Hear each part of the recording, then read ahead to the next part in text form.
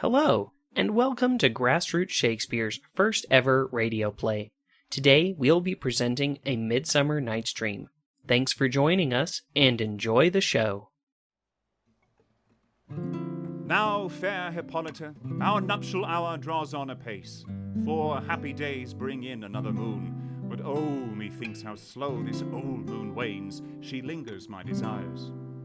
4 days will quickly steep themselves in night, and 4 nights will quickly dream away the time. And then the moon, it shall behold the night of our solemnities. Hypolita, I wooed thee with my sword, and won thy love doing thee injuries. But I will wed thee in another key, with pomp, with triumph, and with revelling. Happy be Theseus, our renowned duke. Thanks, good Egeus. What's the news with thee? Full of vexation come I, with complaint against my child, my daughter Hermia. Stand forth, Demetrius, my noble lord. This man hath my consent to marry her. Stand forth, Lysander, and my gracious duke. This man hath bewitched the bosom of my child. Thou Lysander, thou hast given her rhymes. With cunning hast thou filched my daughter's heart. Be it so. She will not here before your grace consent to marry with Demetrius. As she is mine, I may dispose of her, which shall be either to this gentleman or to her death, according to our law. What say you, Hermia?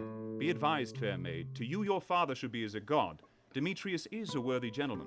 So is Lysander. In himself he is.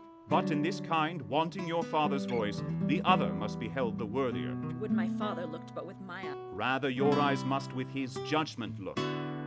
I beseech your grace that I may know the worst that may befall me in this case, if I refuse to wed Demetrius. Either to die the death, or to abjure forever the society of men. Therefore, fair Hermia, question your desires, whether if you yield not to your father's choice, you can endure the livery of a nun, to live a barren sister all your life, chanting faint hymns to the cold, fruitless moon.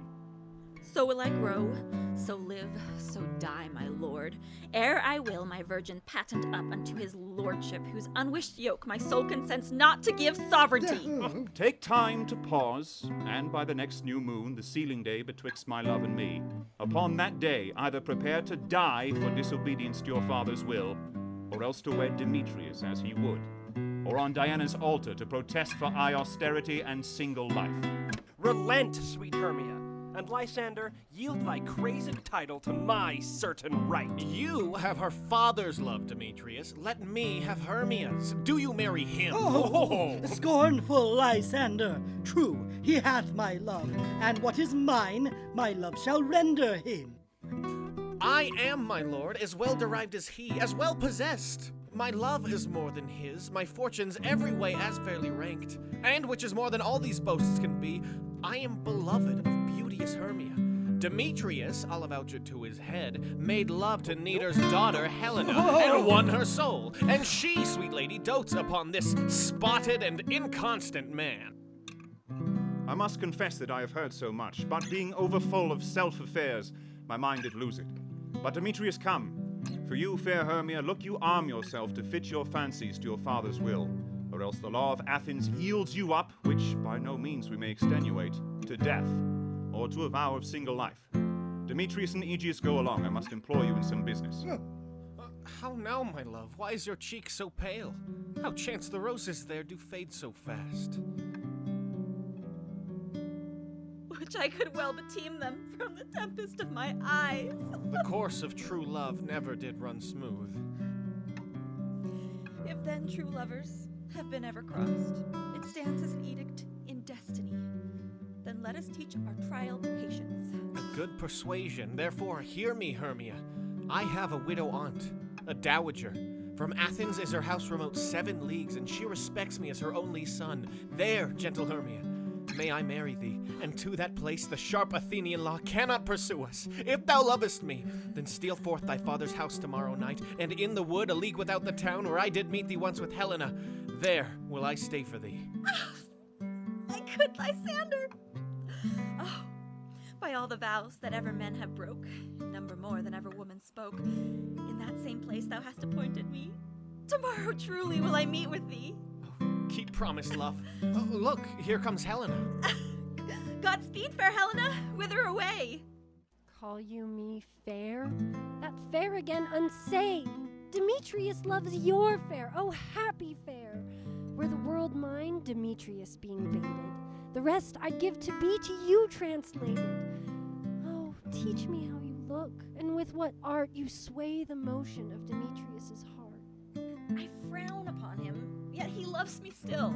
Oh, that your frowns could teach my smiles such skill. I give him curses, yet he gives me love. Oh, that my prayers could such affection move.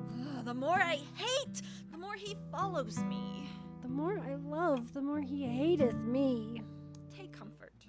He no more shall see my face. Lysander and myself will fly this place. Helen, to you our minds we will unfold. Tomorrow night, when Phoebe doth behold a time that lovers' flights doth still conceal, through Athens' gates have we devised to steal. And in the wood, where often you and I, upon faint primrose beds, were wont to lie, emptying our bosoms of their counsel sweet, there my Lysander and myself shall meet. And thence from Athens turn away our eyes, to seek new friends and stranger companies. Keep word, Lysander. Helena, adieu. As you on him, Demetrius dote on you. How happy some or other some can be. Through Athens, I'm thought as fair as she. I'll tell Demetrius of fair Hermia's flight. Then to the wood will he tomorrow night pursue her. And for this intelligence, if I have thanks, it is a dear expense. Is all our company here? Here is the scroll of every man's name that's thought fit through all Athens to play in our interlude before the Duke and the Duchess on their wedding day at night. First, good Peter Quince, say what the play treats on, then read the names of the actors, and so grow to a point. Mary, our play is the most lamentable comedy and most cruel death of Pyramus and Thisbe. A very good piece of work, I assure you, and a merry. Now, good Peter Quince, call forth your actors by the scroll. Masters, spread yourselves. Answer as I call you, Nick Bottom the Weaver. Ready! Name what part I am for and proceed. You, Nick Bottom, are set down for Pyramus. What is Pyramus? A lover or a tyrant? A lover that kills himself, most gallant for love. That will ask some tears in the true performing of it. If I do it, let the audience look to their eyes. I will move storms. I will condole in some measure. To the rest, yet my chief humor is for a tyrant. Oh, I could play Oertli's rarely. Oh. Now name the rest of the players. Francis Flute, the bellows mender. Here, Peter Quince. Flute, you must take Thisbe on you. What is this be? A wandering knight? It is the lady that Pyramus must love. Nay, Faith, let me not play a woman. I have a beard coming. That's all one. You may play it in a mask, and you may speak as small as you will. Oh, let me play Thisbe too. I'll speak in a monstrous little voice. Thisne, Thisne. Oh, Pyramus, lover dear, thy Thisbe dear and lady dear. No. You must play Pyramus, and Flute, you Thisbe. Well, proceed. Robin Starveling, the tailor. Here, Peter Quince. Robin Starveling, you must play Thisbe's mother. Tom Snout, the tinker. Here, Peter Quince. You, Pyramus' father, myself, Thisbe's father, Snug the joiner. You, the lion's part, and I hope here is the play fitted. Have you the lion's part written? Pray you, if it be, give it me, for I am slow of study. You may do it extempore, for it is nothing but roaring. Let me play the lion too. I will roar. And that I will do any man's heart good to hear me. I will roar that I will make the Duke say, let him roar again! him roar again. Yeah. And you should do it too terribly. You would fright the Duchess and the ladies, and that were enough to hang us all. I grant you, friends, if that you should fright the ladies out of their wits, they would have no more discretion but to hang us.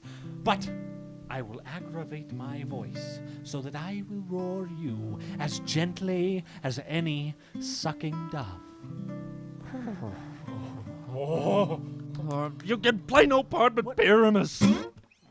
For a Pyramus is a sweet-faced man, a proper man. Therefore, you must needs play Pyramus. Well, I will undertake it. What beard were I best to play it in? Why, what you will. I will discharge it in either your straw-colored beard, your orange-tawny beard, your purple and grain beard, or your French crown-colored beard, your perfect yellow. Some of your French crowns have no hair at all. Then shall you play barefaced. But, masters, here are your parts, and I'm to entreat you to con them by tomorrow night, and meet me in the palace wood a mile without the town by moonlight. There will we rehearse. I pray you, fail me not. We will meet, and there we may rehearse most obscenely and courageously. Take pains, be perfect. Adieu. How now, spirits? Whither wander you? Over hill, over dale, thorough brush, thorough briar. Over park, over pale, through flood, through fire. We do wander everywhere, swifter than the moon's sphere. And we serve the fairy queen to dew her orbs upon the green. The king doth keep his revels here tonight. Take heed the queen come not within his sight, for Oberon is passing, fell and wrath, because she as her attendant hath a lovely boy, stolen from an Indian king. She never had so sweet a changeling, and jealous Oberon would have the child, knight of his train, to trace the forest wild. Either I mistake your shape and make it quiet, or else you are that shrewd and knavish sprite called Robin Goodfellow. Are not you he that frights the maidens of the villagery? Are not you he? Thou speakest aright. I am that merry wanderer of the night. But room, fairies, here comes Oberon. And here, my mistress, would that he were gone. Ill met by moonlight, proud Titania. Jealous Oberon, fairies skip hence. I have forsworn his bed and company. Tarry, rash wanton, am not I thy lord?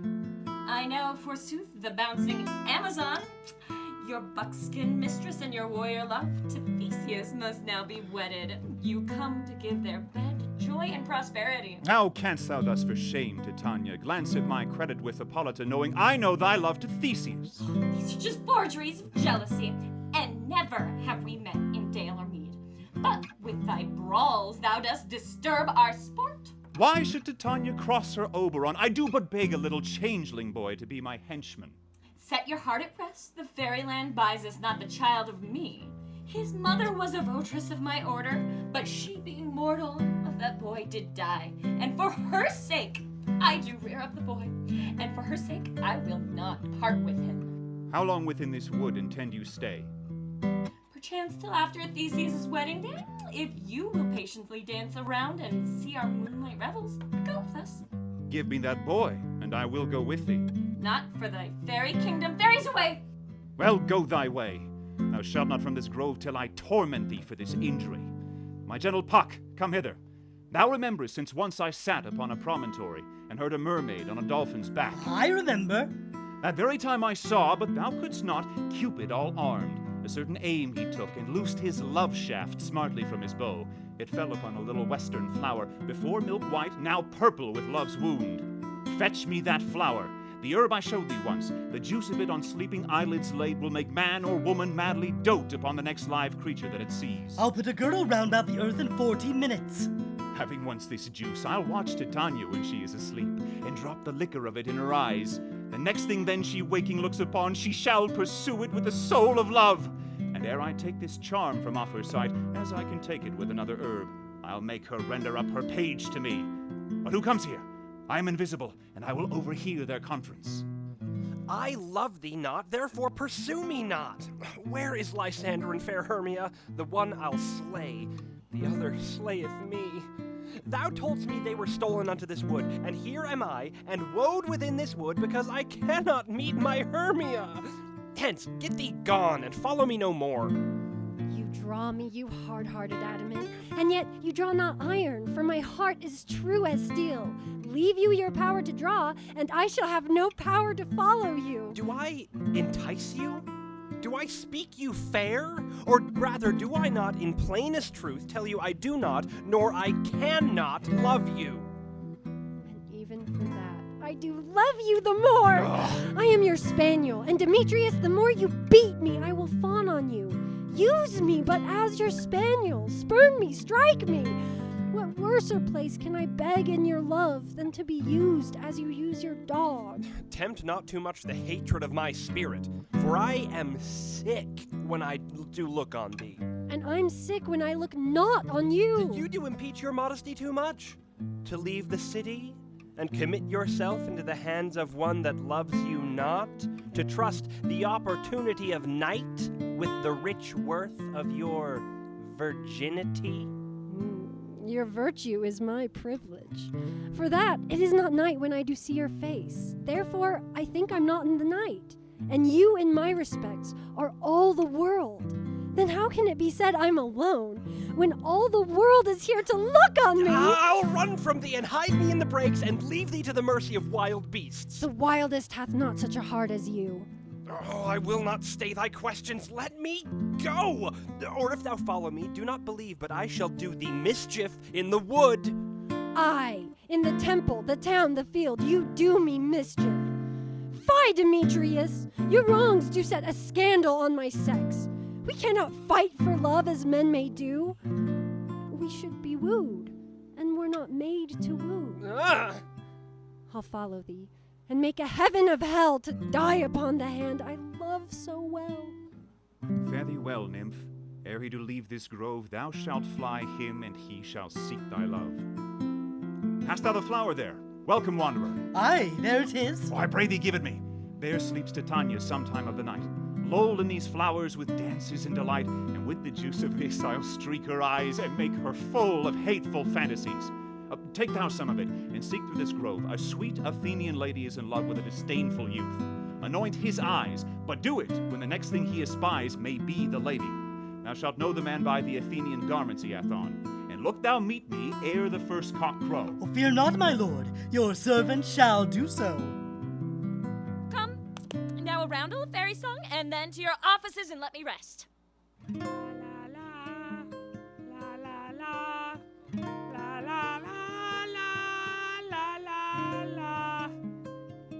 Hence away, now all is well. One aloof stand, sentinel. What thou seest when thou dost wake, do it for thy true love take. Love and languish for his sake. In thy eye that shall appear, when thou wakest, it is thy dear. Wake when some vile thing is near. Fair love, you faint with wandering in the wood, and to speak troth, I have forgot our way. We'll rest us, Hermia, if you think it good, and tarry for the comfort of the day. Yeah, be it so, Lysander. Oh, find you out of bed, for I upon this bank will rest my... One turf shall serve as pillow for us both, one heart, one bed, two bosoms, and one troth. Nay, good Lysander, for my sake, my dear. Lie further off yet, do not lie so near. Oh, take the sense, sweet, of my innocence. Love takes the meaning in love's conference. I mean that my heart unto yours is knit, so that but one heart we can make of it. Then by your side no bedroom me deny, for lying so, Hermia, I do not lie. But, gentle friend, for love and courtesy, lie further off, in human modesty. Such separation as may well be said becomes a virtuous bachelor and a maid. So far be distant. Good night, sweet friend. Thy love ne'er alter till thy sweet life end. Amen. Amen to that fair prayer, say I. Then end life when I end loyalty. Here is my bed. Sleep give thee all his rest. With half that wish, the wisher's eyes be pressed. Through the forest have I gone, but Athenian found I none, on whose eyes I might approve this flower's force in storing. Louvre, night and silence. Who is here? Weeds of Athens he doth wear, and the maiden sleeping sound on the dank and dirty ground. Churl, upon thy eyes I throw all the power this charm doth owe, and so awake when I am gone, for I must now to Oberon. Stay, though thou killest me, sweet Demetrius. I charge thee hence, and do not haunt me thus. I am out of breath in this fond chase. The more my prayer, the lesser is my grace. Happy is Hermia, wheresoe'er she lies, for she hath blessed and attractive eyes. How came her eyes so bright? Not with salt tears. If so, my eyes are oftener washed than hers. No, I'm as ugly as a bear! For the beasts that meet me run away for fear. What wicked and dissembling glass of mine made me compare with Hermia's Spherine? But who is here on the ground? Lysander? Dead or asleep? I see no blood, no wound. Lysander, if you live, good sir, awake. And run through fire will I for thy sweet sake. Transparent Helena, oh, nature shows art that through thy bosom makes me see thy heart. Where is Demetrius? Oh, how fit a word is that vile name to perish on my sword! Do not say so, Lysander, say not so! What, though he loves your Hermia? Lord, what though? Yet Hermia still loves you. Then be content.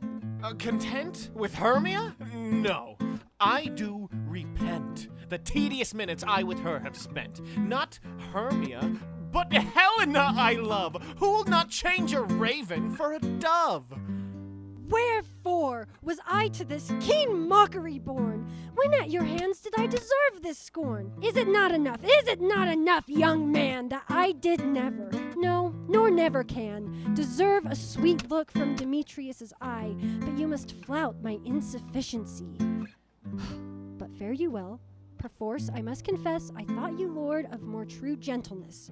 Oh, that a lady of one man refused should of another therefore be abused. She sees not Hermia. Hermia, sleep thou there, and mayst thou never come Lysander near. So thou, my surfeit, and my heresy of all be hated, but the most of me. And all my powers address your love and might, to honor Helen and to be her knight. Help me, Lysander, help me! Do thy best to pluck this crawling serpent from my breast. Ay me, for pity, oh. What a dream was here. Lysander, look how I do quake with fear. Methought a serpent eat my heart away, and you sat smiling at his cruel prey. Lysander? What? Removed? Lysander? Lord? What? Out of hearing? Gone? No sound? No word? Alack! Where are you? Speak! And if you hear, speak of all loves! I swoon almost with fear. Are we all met? Pat, then here's a marvelous convenient place for our rehearsal. Peter Quince. What sayest thou, bully bottom? There are things in this comedy of Pyramus and Thisbe that will never please. First, Pyramus must draw a sword to kill himself, which the ladies cannot abide. How answer you that?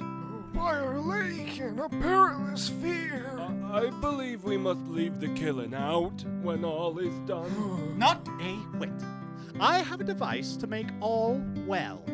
Write me a prologue, and let the prologue seem to say, we will do no harm with our swords, and that Pyramus is not killed indeed, and tell them that I, Pyramus, am not Pyramus, but Bottom the Weaver.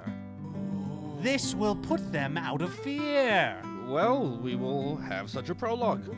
Will not the ladies be afeard of the lion? I fear it, I promise you. To bring in a lion among ladies is a most dreadful thing. Therefore, another prologue must tell he is not a lion. Nay! You must name his name. What? And half his face must be seen through the lion's neck. and he himself must speak through, saying thus, Thus, Fair ladies, fair ladies, I would entreat you not to fear, I entreat not to fear, tremble. not tremble. If you think I come hither as a lion, it were pity of my life. No, I am no such thing. I am a man, as other men are. And there indeed let him tell them plainly he is Snug the joiner. Snug the joiner.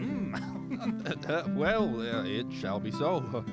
But there is two hard things. That is, to bring the moonlight into a chamber, for you know Pyramus and Thisbe meet by moonlight. Why, then may you leave a casement of the great chamber window open, and the moon may shine in at the casement. Aye. Or else one must come in with a lantern and say he comes to disfigure or to present the person of moonshine. Then there is another thing. We must have a wall in the great chamber, for Pyramus and Thisbe, says the story, did talk through the chink of a wall.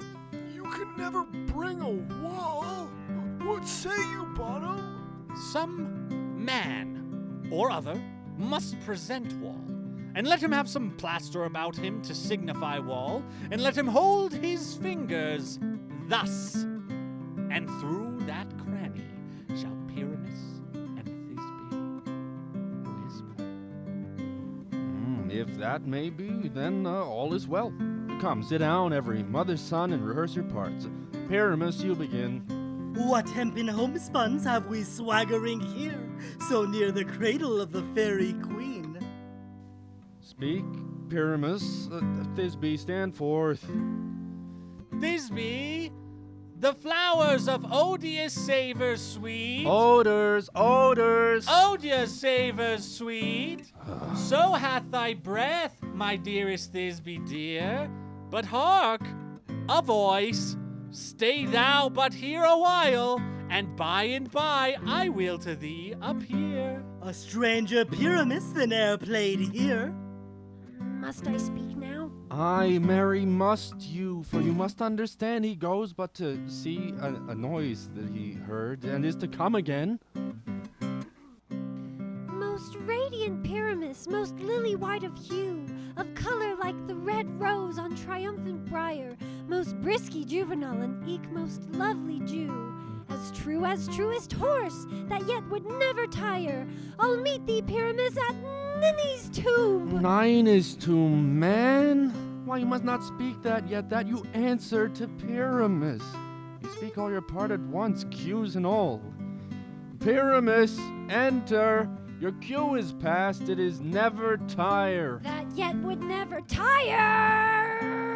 If I were fair, Thisbe, I were only thine. Oh, monstrous! Oh, strange! We're haunted!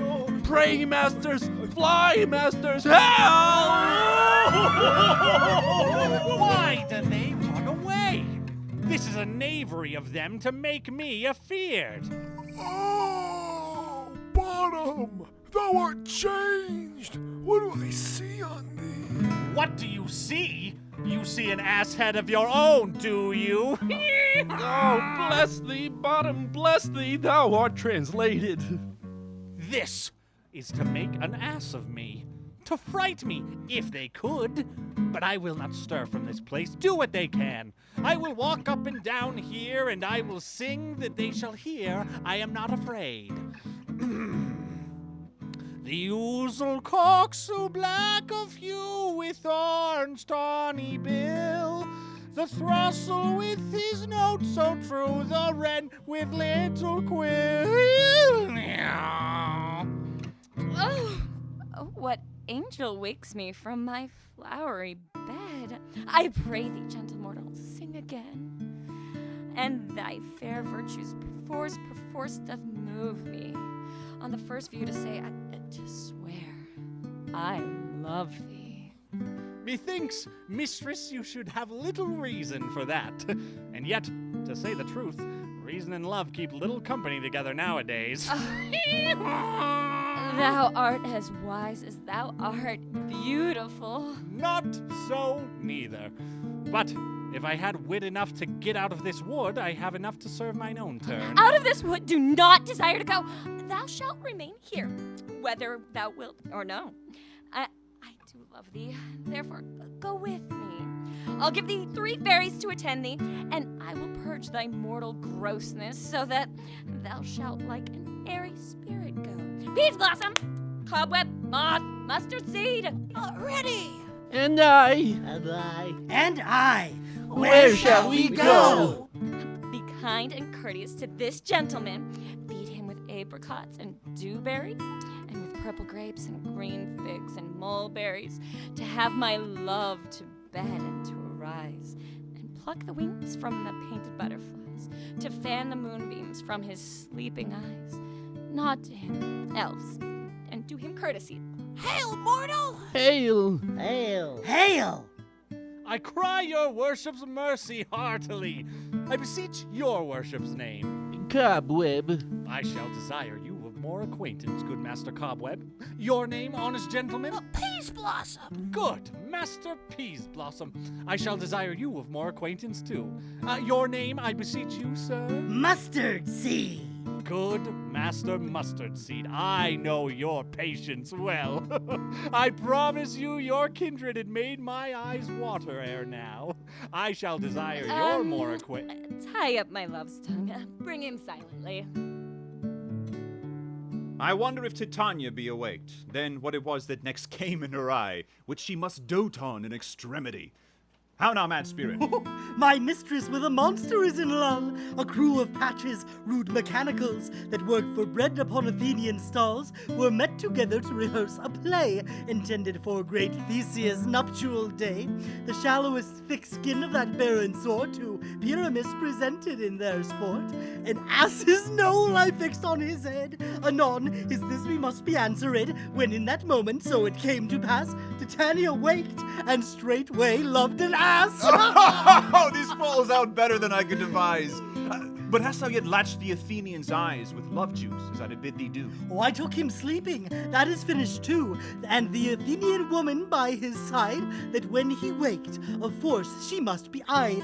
Stand close. This is the same Athenian. Oh, this is the woman, but not this the man. Oh, why rebuke you him that loves you so? Lay breath so bitter on your bitter foe. If thou hast slain Lysander in his sleep, being o'er shoes in blood, plunge in the deep and kill me too! It cannot be but thou hast murdered him! So should a murderer look. So dead, so grim. So should the murdered look. And so should I, pierced through the heart with your stern cruelty. Yet you, the murderer, look as bright, as clear as yonder Venus in her glimmering sphere. What's this to my Lysander? Where is he? Oh, good Demetrius, wilt thou give him me? I'd rather give his carcass to my hounds. Oh! Out, dog! Out, cur! Thou drivest me past the bounds of maiden's patience. Hast thou slain him, then? Henceforth be never numbered among men! You spend your passion on a misprized mood. I am not guilty of Lysander's blood. Then from thy hated presence part I so. See me no more, whether he be dead or no. There is no following her in this fierce vein. Here, therefore, for a while I will remain. What hast thou done? Thou hast mistaken quite, and laid the love juice on some true love sight. About the wood go swifter than the wind, and Helena of Athens look thou find. By some illusion see thou bring her here. I'll charm his eyes against she do appear. I go, look how I go, swifter than an arrow from the Tartar's bow. Flower of this purple dye, hit with Cupid's archery, sink in apple of his eye, when his love he doth espy. Captain of our fairy band, Helena is here at hand, and the youth mistook by me, pleading for a lover's fee. Lord, what fools these mortals be! Stand aside! The noise they make will cause Demetrius to awake. Oh, then will two at once woo one. That must needs be sport alone. And these things do best please me, that befall preposterously. How can these things in me seem to scorn you, bearing the badge of faith to prove them true? You do advance your cunning more and more. These vows are Hermia's. Will you give her or? I had no judgment when to her I swore. Nor none in my mind now you give her o'er. Demetrius loves her, and he loves not you. Oh, Helena, goddess, nymph, perfect, divine. To what, my love, shall I compare thine eyne? Crystal is muddy. Oh, how ripe in show thy lips, those kissing cherries tempting grow. Oh, spite! Oh, hell! I see you all are bent to set against me for your merriment. If you were civil and knew courtesy, you would not do me thus much injury.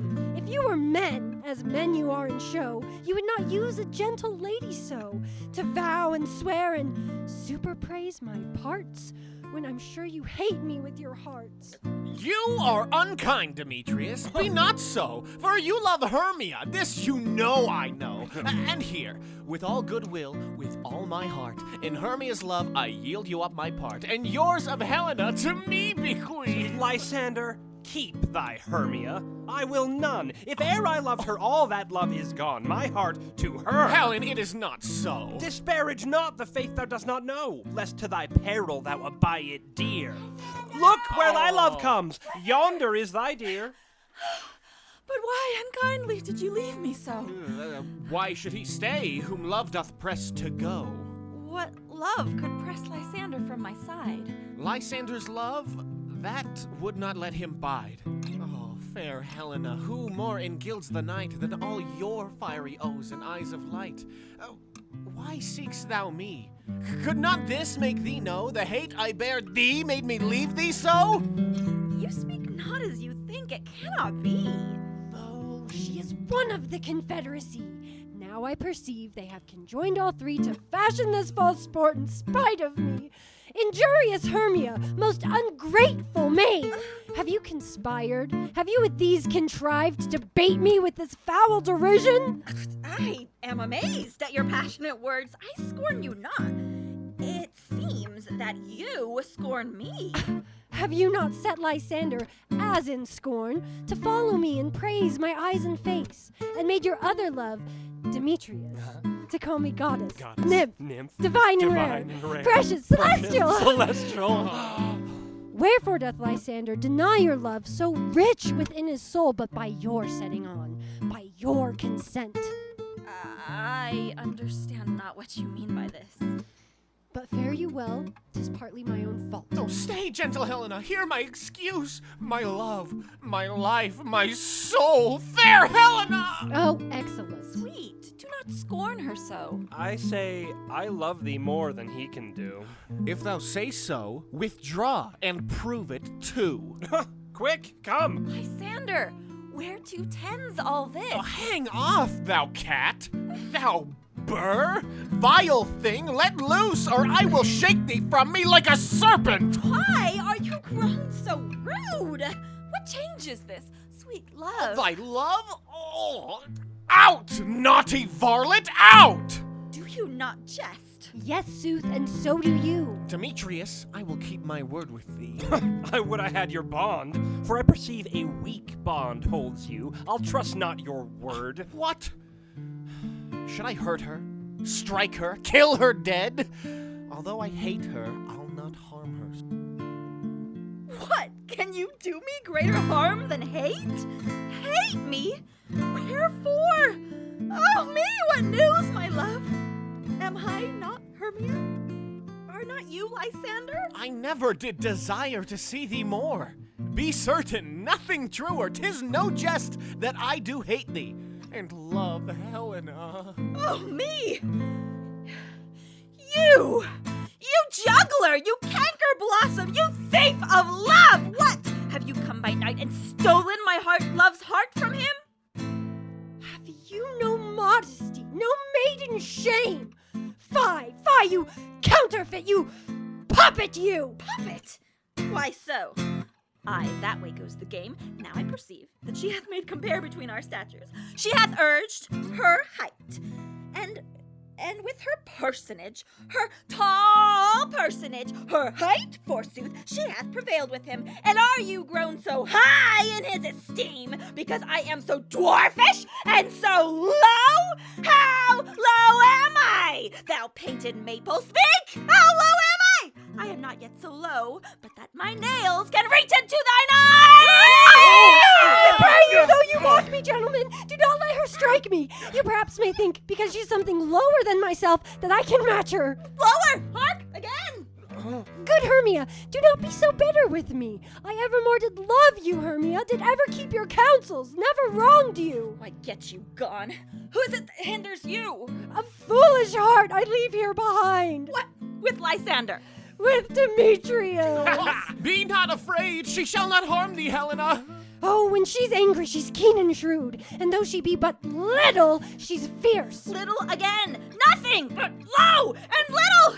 Why will you suffer her to flout me thus? Let me come to her! Get you gone, you dwarf! Let her alone! Speak not of Helena! Now, follow, if thou darest, to try whose right of thine or mine is most in Helena. I'll go with thee. I will not trust you.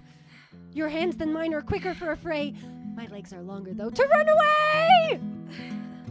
I am amazed and know not what to say.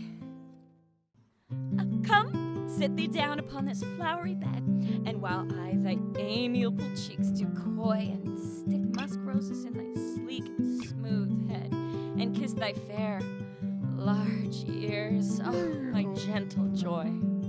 Where's Peas Blossom? Ready! Scratch my head, Peas Blossom. Where's Cobweb? Ready? Monsieur Cobweb, good monsieur, bring me the honey bag. Do not fret yourself too much in the action, monsieur. And, good monsieur, have a care the bag not break not. I would be loath to have you overflown with honey, signor. Where's mustard seed? Ready! Help Cavalieri Cobweb to scratch. I must be to the barber's, for methinks I am marvelous hairy about the face, and I am such a tender ass. If my hair do but tickle me, I must scratch. Say, sweet love, what dost thou desirest to eat? I could munch your good dry oats. Methinks I have a great desire to a bottle of hay. Oh, when I have an exposition of sleep come upon me. Sleep thou, and I will wind thee in my arms. Fairies, be gone, and be always away. Oh, how I love thee, how I dote on thee. Seest thou this sweet sight? Her dotage now I do begin to pity. For meeting her of late behind the wood, when I had at my pleasure taunted her, I then did ask of her changeling child, which straight she gave me, and her fairy sent. And now I have the boy, I will undo this hateful imperfection of her eyes. And, gentle Puck, take this transformed scalp from off the head of this Athenian swain, that he, awaking when the other do, may think no more of this night's accidents, but as the fierce vexation of a dream. But first I will release the fairy queen. Now, my Titania, wake you, my sweet queen. My Oberon! What visions have I seen? Methought I was enamored of an ass. There lies your love. How came these things to pass? Oh, how my eyes do loathe his visage now. Silence a while. Robin, take off this head. Now when thou wakest, with thine own fool's eyes peep. Come, rock the ground whereon these sleepers be, and bless it to all fair prosperity.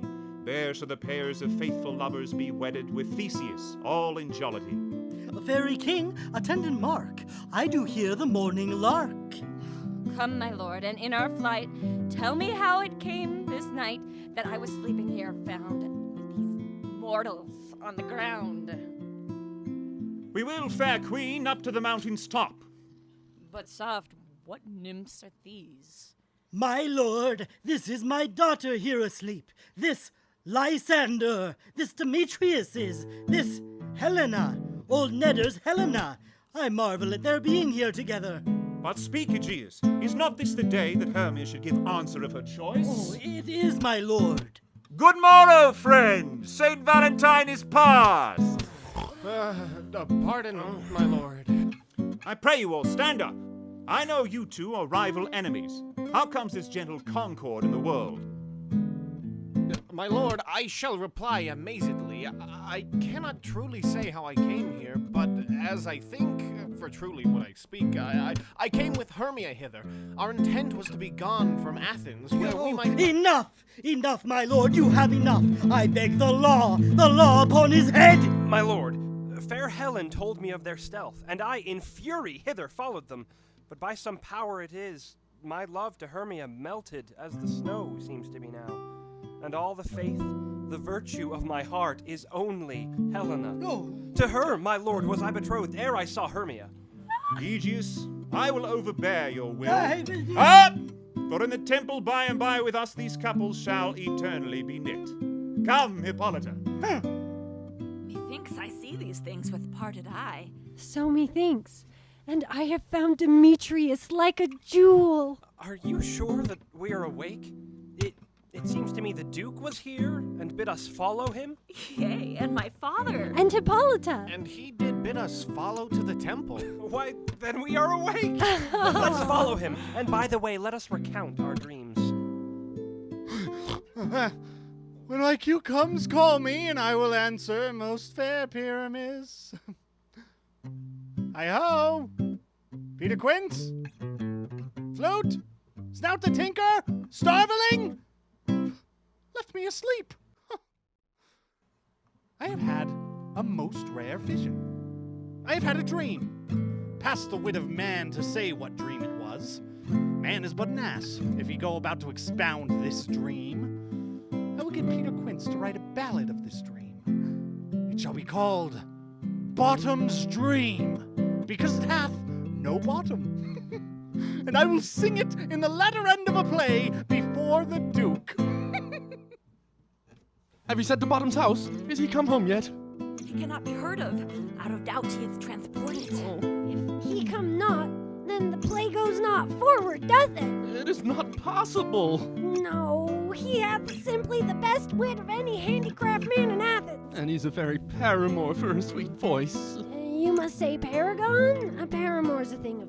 Oh, masters, the Duke is coming from the temple, and there is 2 or 3 lords or ladies more married. If our sport had gone forward, we had all been made men. Oh, sweet bottom! If the Duke had not given him 6 pence a day for playing Pyramus, I'll be hanged. 6 pence a day in Pyramus, or nothing! Master! I am to discourse wonders, but ask me not what, for if I tell you, I am no true Athenian. Let us hear, sweet Bottom. Not a word of me. All that I will tell you is get your apparel together. Meet presently at the palace. Every man look o'er his part, and most dear actors eat no onions nor garlic. For we are to utter sweet breath. And I do not doubt but to hear them say, it is a sweet comedy. No more words! Away! Go! Away! Joy, gentle friends, joy and fresh days of love. Where is our usual manager of mirth? What revels are in hand? Is there no play to ease the anguish of a torturing hour? Call Philostrate! Here, mighty Theseus. Say, what abridgment have you for this evening? Make choice of what your highness shall see first. The battle with the centaurs to be sung by an Athenian eunuch to the harp? Oh, we'll none of that. The thrice 3 muses mourning for the death of learning? Oh, that is some satire, keen and critical, not sorting with a nuptial ceremony. A tedious brief scene of young Pyramus and his love Thisbe, very tragical mirth. Merry and tragical, tedious and brief? A play there is, my lord, some 10 words long, which is as brief as I have known a play, but by 10 words, my lord, it is too long, which makes it tedious, for in all the play there is not one word apt, or one player fitted, and a tragical, my noble lord, it is, for Pyramus therein doth kill himself, which, when I saw rehearsed, I must confess, made my eyes water, but more merry tears. What are they that do play? Hard-handed men that work in Athens here, which never labored in their minds till now, and now have toiled their unbreathed memories with this same play against your nuptial. And we will hear it. No, my noble Lord. It is not for you. I have heard it over. Unless you can find sport in their intents. I will hear that play, for never anything can be amiss when simpleness and duty tender it. He says they can do nothing of this kind. Kind are we to give them thanks for nothing. So please your grace, the prologue is addressed. Let him approach.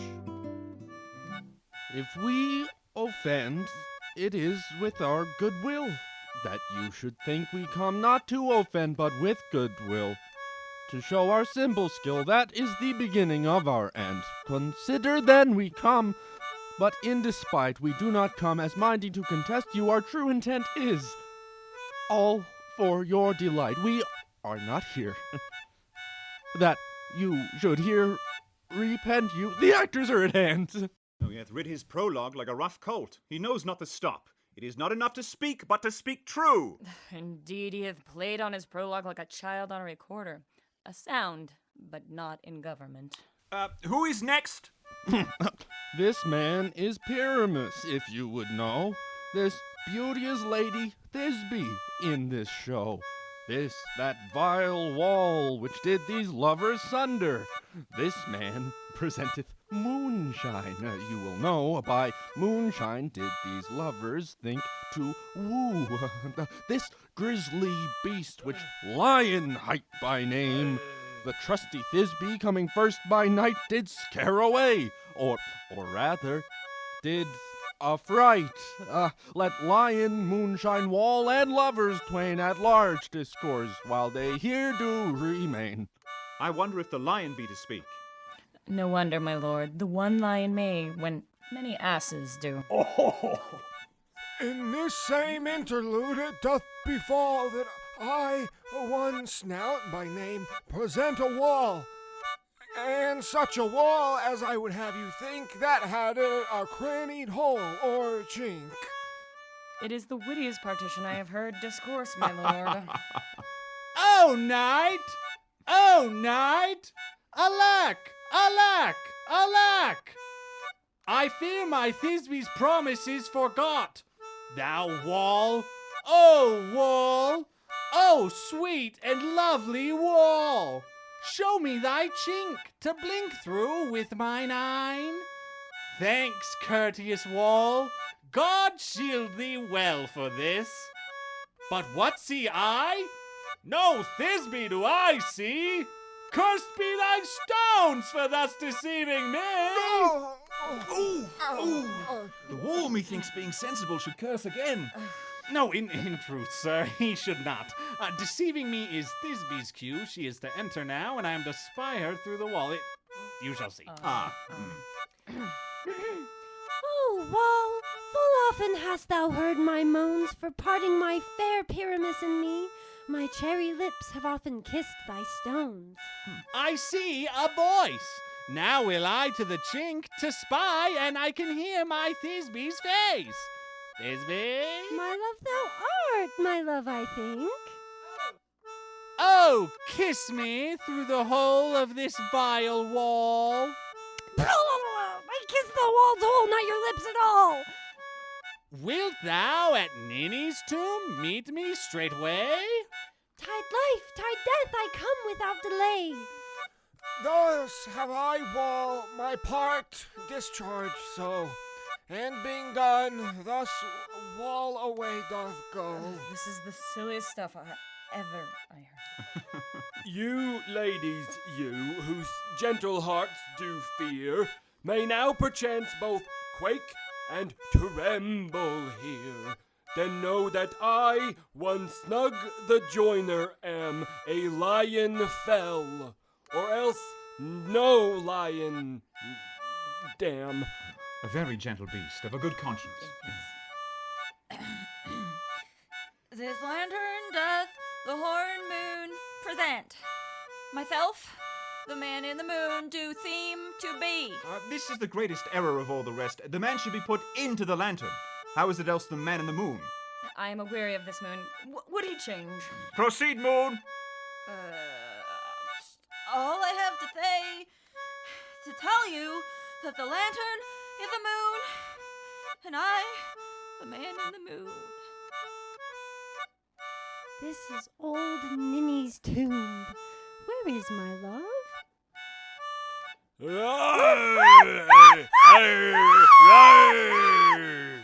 Well roared, lion. Well run, Thisbe! Well shown, moon. Truly the moon shines with a good grace. Yes. I thank thee, moon, for shining now so bright. I trust to take of truest Thisbe's sight. But mark, poor knight, eyes, do you see? How can it be? Thy mantle good, what, stained with blood? Beshrew my heart, but I pity the man. Oh, lion vile hath here deflowered my dear, that lived, that loved, that liked, that looked with cheer. Come, tears confound, out sword and wound. Now I am dead. Oh, now am I fled. Tongue, lose thy light. Moon, take thy flight. Oh, now die. Oh, die. Oh, die. Die. Die. With the help of a surgeon, he might yet recover. How chance Moonshine is gone before Thisbe comes back and finds her lover. What? Dead, my dove? Oh, Pyramus, arise! Speak, speak! Quite dumb? Dead? Dead? A tomb must cover thy sweet eyes. Tongue, not a word. Come, trusty sword! Come, blade my breast and brew! Oh, farewell, friends. Thus Thisbe ends. Adieu, adieu, adieu. Moonshine and Lion are left to bury the dead. Aye, and Wall too. No, assure you, the wall is down that parted their fathers. Will it please you to see the epilogue? No epilogue, I pray you. For your play needs no excuse. But come, your dance. Let your epilogue alone. Hey! Hey! Hey! The iron tongue of midnight hath told 12. Lovers to bed, 'tis almost fairy time. This palpable gross play hath well beguiled the heavy gate of night. Sweet friends, to bed. Now we fairies that do run by the triple Hecate's team, from the presence of the sun, following darkness like a dream. Now our frolic, not a mouse, shall disturb this hallowed house. If we shadows have offended, think but this, and all is mended, that you have but slumbered here, while these visions did appear. Gentles, do not reprehend. If you pardon, we will mend. Else the puck a liar call, and so good night unto you all. Give me your hands if we be friends, and Robin shall restore amends.